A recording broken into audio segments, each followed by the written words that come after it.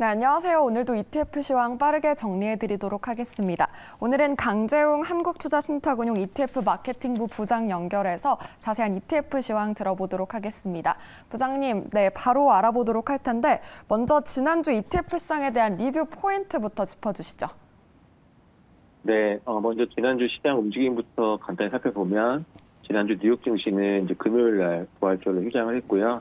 그에 따라서 특별한 움직임 없이 다소 횡보하는 흐름을 나타냈습니다.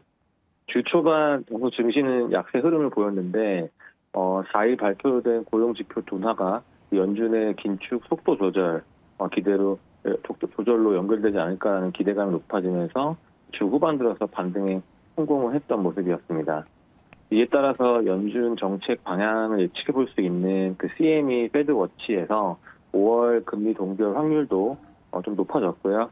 금리 인상과 동결이 거의 비슷해진 수준까지 상승을 한 모습이었습니다.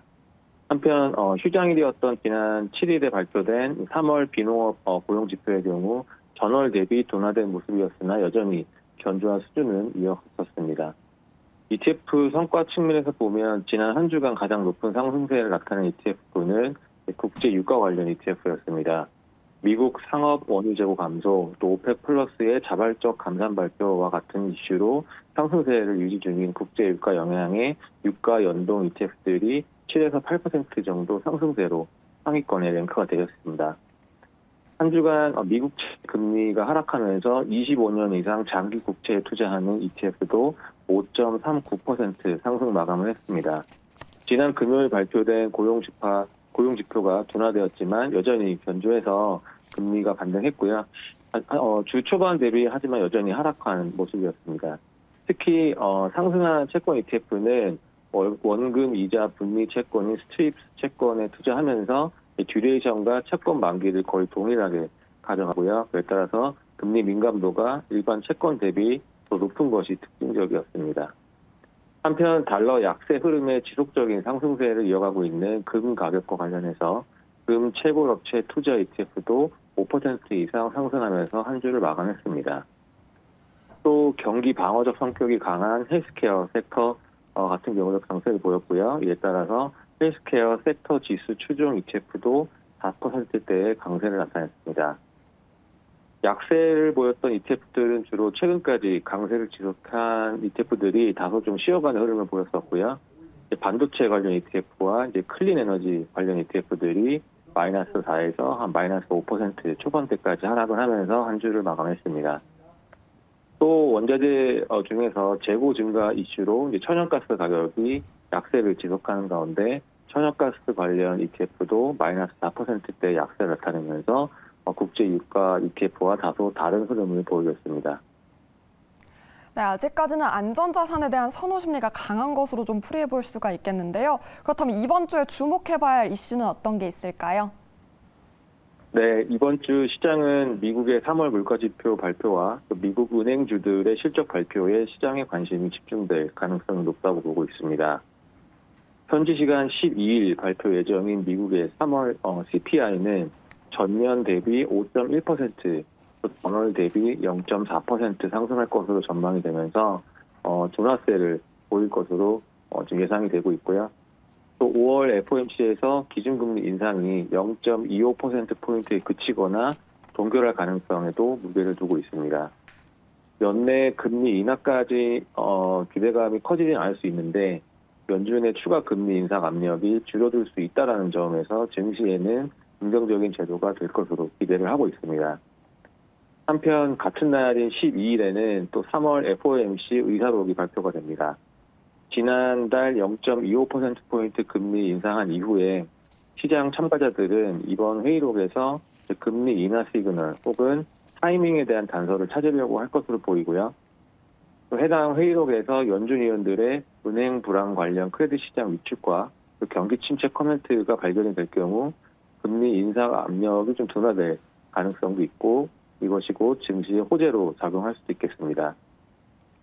한편 1분기 어닝 시즌이 한창인 가운데 이번 주는 JP모건과 웰스파고 시티그룹과 같은 미국 대형은행주들의 실적 발표가 예정이 되어 있고요. 지난달 미국 지역은행들 파산으로 대형은행들이 상대적으로 강한 펀더멘털과 예금 유입을 보여서 이에 따른 기대감이 높아졌는데 이번 실적 발표에서 기대치에 부응하는 실적이 나올 수 있는지 관심을 둘 필요가 있겠습니다. 전반적으로 이번 1분기 어닝 시즌은 과거 대비 이익 감소가 다소 뚜렷해질 수는 있겠고요.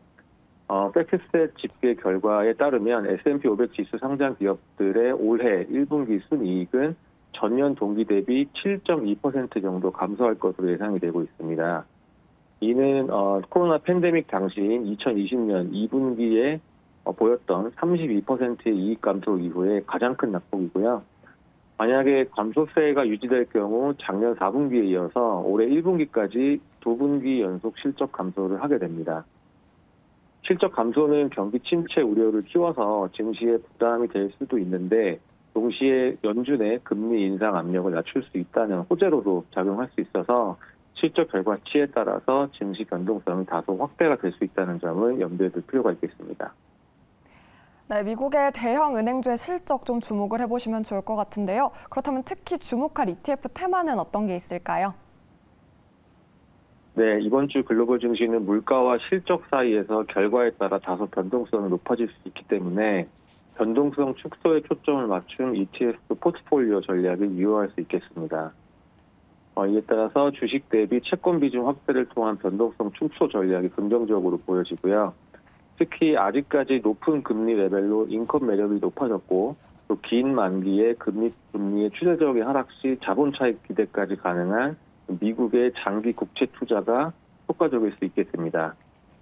다만 달러 약세로 인한 원달러 환율 하락 가능성도 있어서 현 시점에서 미국 국채 투자할 때는 환율 하락에 따른 환손실 방어가 가능한 환헤지 전략이 긍정적일 수 있겠습니다. 금 관련 투자도 빼놓지 말고 봐야 하겠는데요. 그간 경제지표 둔화는 이제 연준의 금리나 기대로 연결이 돼서 증시에 호재로 작용을 했는데 최근 불거진 경기 침체 가능성이 제기가 되고 또 이제 이에 따라서 경제지표와 실적 둔화가 발견이 되면 침체 우려가 다시 커질 수 있어서 안전자산인 금 가격의 추가적인 상승도 가능할 수 있겠습니다. 지속적으로 약세를 보이는 달러화도 금 가격을 지지하는 요인이고요. 채권과 함께 금도 포트폴리오 편입을 고려해서 변동성을 낮출 수 있게 하는 것도 긍정적이라고 할 수 있겠습니다. 섹터별로 보면 반도체 섹터에 여전히 관심을 둘 필요가 있겠습니다. 메모리 반도체 업계 1위인 삼성전자가 지난주 금요일 잠정 실적을 발표했고 실적은 부진했으나 감산을 공식적으로 인정을 하면서 DRAM과 NAND 같은 메모리 반도체 공급 감소가 다소 빨라질 수 있겠다라는 시장의 공감대가 형성이 됐고요. 이에 따라서 메모리 반도체의 가격 반등 시점도 이제 올해 연내로 더 가까워질 수 있겠다라는 기대감에 이제 반도체 업황의 턴어라운드 가능성도 현재 유효하다고 보고 있습니다. 네, 국채와 금 그리고 반도체에 관심이 유효하다는 점을 짚어주셨는데요. 그렇다면 국내 증시라든지 미국 외 증시는 어떤 부분에 관심을 가져보면 좋을까요? 이번 주 국내 증시의 주요 이벤트는 11일 예정된 한국은행의 금융통화위원회 금리 결정일 것으로 보입니다. 여러 정황상 금리 동결 가능성이 높아 보이지만 그 이후 관련 코멘트에서 어떤 스탠스를 취할지 시장의 관심이 집중될 가능성이 높기 때문입니다. 또한 오는 13일 발표 예정된 중국의 3월 수출입 지표도 챙겨볼 필요가 있습니다. 현재까지 다소 저조했던 중국 수출입 지표가 중국 리오프닝 이후에 어떤 변화가 있을지 확인을 할 수 있는 계기가 될 수 있고요.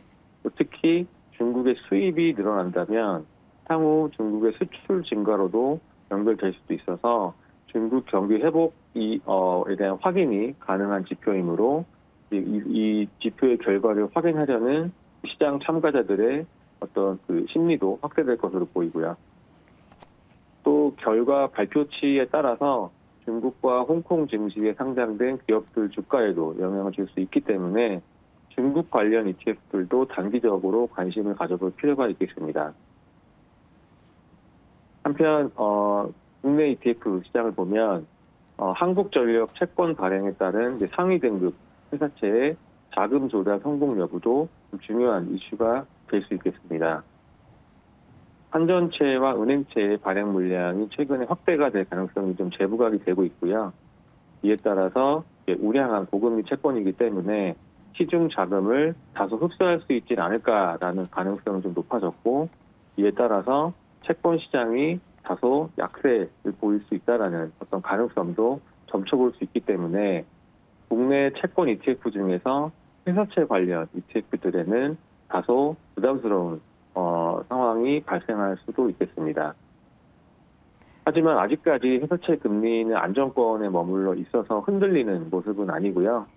당분간 최상위 등급 회사채나 아니면 비우량 회사채 내에서 옥석 가리기도 진행이 될 수 있는 만큼 국내 크레딧 시장 대응하실 때 한전채 발행 움직임도 참고해서 보실 필요가 있겠습니다.